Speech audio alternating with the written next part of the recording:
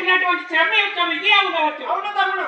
ఈ యొక్క కొమ్మ నడి సముద్రంలోకి వాలి ఉన్నది. అవును తమ్ముడు. ఆ యొక్క కొమ్మకు మనం ముట్టి కట్టుకుని విజయాలు చంపాలని ఊగుతూ మన చేతిలో ఉన్న చంద్రాయుధం తీసుకొని ఎగటార్చిన ఎడల మనం ఆ సముద్రంలో పడిపోయేదాము. అవును తమ్ముడు. అప్పుడు మన భార్య బిడ్డల కరువవుతాము. అవును తమ్ముడు. ఎంత మోసమైన ప్రశ్న వేసి ఉన్నాడు తండ్రి. అవును తమ్ముడు. ఆ యొక్క నీచాత్ముడైన శిశువుకి పరిచయోగ రాష్ట్రం ఇవ్వదలిచి ఇట్టి కార్యం తయారు.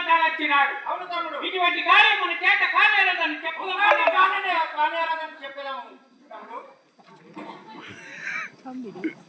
తండ్రి, ఆయన కుమారులారా, ఎంత మోసమైనటువంటి మాట్లాడి తండ్రి, ఏమీ మోసము లేదు ఆయన కుమారులారా.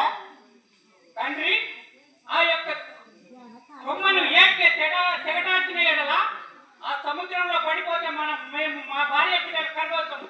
ఇటువంటి కార్యం మా చేత కాలేరు. ఆ యొక్క నీచాత్ముడైన చిత్తుడితో చేయించుకోను. సరే నాయన కుమారులారా, మీ చేత కానేదా నాయన?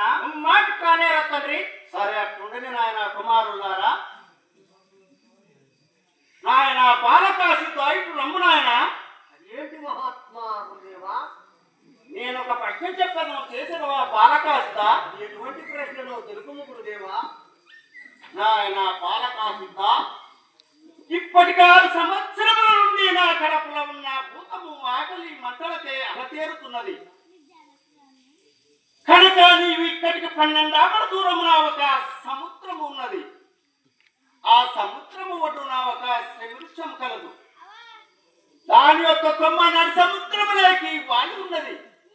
ఆ యొక్క కొమ్మకు ఉయ్యాలో దంపాలను ఊగుతూ నీ చేతులున్న చంద్రాన్ని తీసుకొని ఏపితే తెగదాచుకొని దాని యొక్క ఆకులు తెచ్చినడలా నేను సన్ను ముట్టుకొని పోచేయగలను ఆయన బాలకాశిత.